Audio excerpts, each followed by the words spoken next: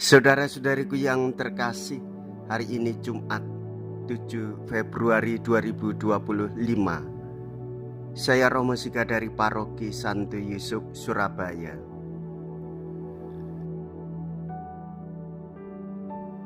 Dalam nama Bapa dan Putra dan Roh Kudus, amin. Amin. Janganlah kamu menjadi hamba uang, tetapi cukupilah dirimu dengan apa yang ada padamu. Kita dapat mengandalkan Tuhan sebab Ia pernah bersabda takkan meninggalkan kita. Pemimpin sejati yang diberikannya dijadikan teladan. Pemimpin jahat seperti Herodes takkan menolong kita. Mereka hanya memikirkan dirinya sendiri, merasa terancam oleh saingannya dan berupaya menyingkirkannya.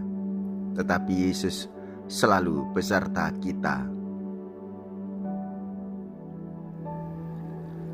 Yohanes yang sudah kupenggal kepalanya, kini bangkit lagi.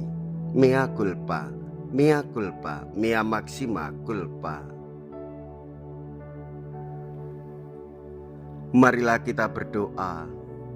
Allah Bapa, sumber kerukunan dan kedamaian, semoga semangat putramu semakin berkembang dalam hati kami.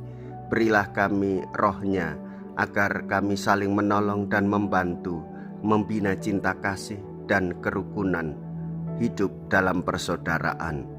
Dengan pengantaraan Yesus Kristus Putramu Tuhan kami, yang hidup dan berkuasa bersama dengan Dikau dalam persatuan Roh Kudus, Allah sepanjang segala masa. Amin. Tuhan bersamamu dan bersama rohmu. Inilah Injil suci menurut Markus. Dimuliakanlah Tuhan. Markus bab 6 ayat 14 sampai dengan ayat 29.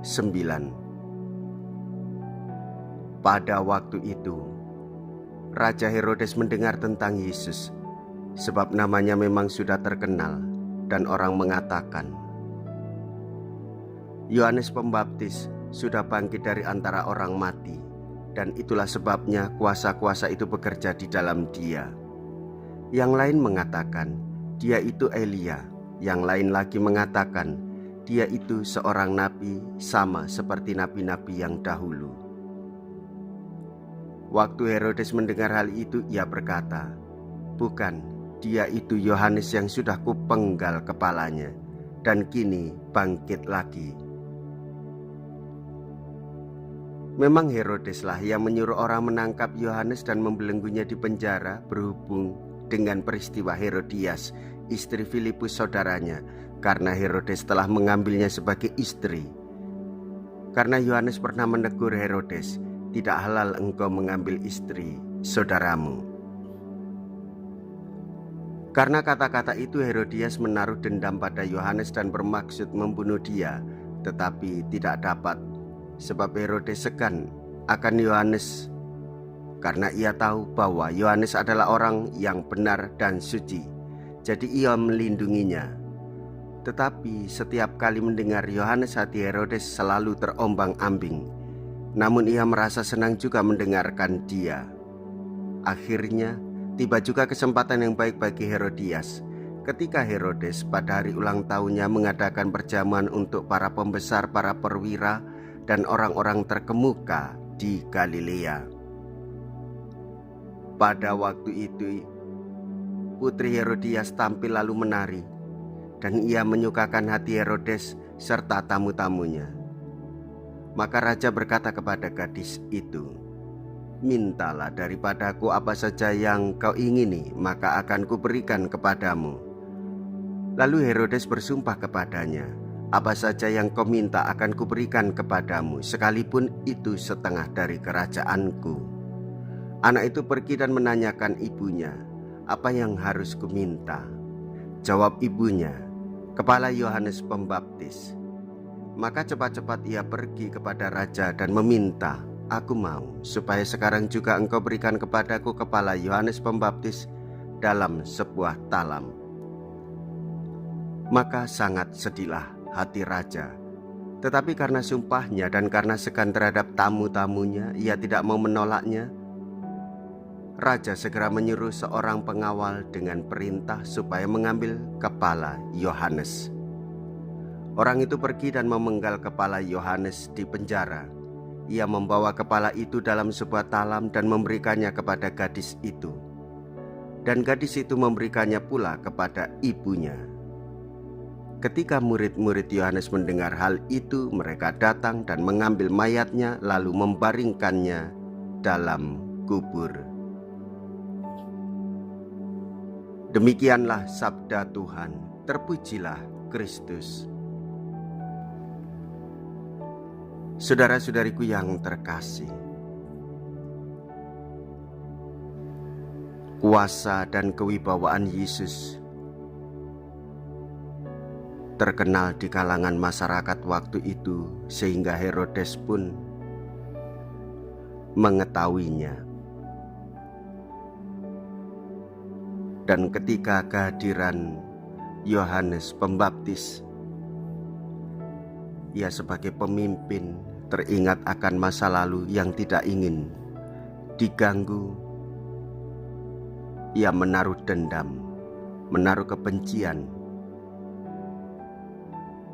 Herodes menangkap Yohanes. Herodes memenjarakan Yohanes. Herodes pula yang memenggal kepalanya. Saudara-saudari, bukanlah demikian seorang pemimpin. Seorang pemimpin harus berani hidup dalam semangat persaudaraan. Seorang pemimpin melindungi bawahannya. Seorang pemimpin harus jujur. Seorang pemimpin tidak boleh plin-plan atau mudah beralih karena bisikan yang lain. Seorang pemimpin harus berani memimpin orang-orang di sekitarnya hidup di dalam kasih dan mencapai kesejahteraan bersama. Seorang pemimpin hatinya tidak boleh terombang-ambing. Ia harus memiliki daya juang untuk dirinya sendiri dan terlebih daya juang untuk memberikan kedamaian bagi semua orang. Jikalau kita berani hidup menderita dalam Yesus, maka kita pun akan dipermuliakan di dalam Kristus. Terpujilah nama Yesus, Bunda Maria, dan Santo Yosef untuk selama-lamanya. Marilah kita berdoa. Allah Bapa, Raja Maha Mulia, di mana ada orang yang mencari kebenaran dan cinta kasih, di situ pula Engkau berada. Kami mohon, teguhkanlah iman kami agar dunia mengalami kedamaian dan kerukunan tumbuh di tengah-tengah kami, serta terwujudlah kerajaan-Mu. Dengan pengantaraan Kristus Tuhan kami. Amin. Tuhan beserta kita, sekarang dan selama-lamanya. Semoga Allah yang Maha Kuasa memberkati saudara sekalian, Bapa dan Putra dan Roh Kudus. Amin.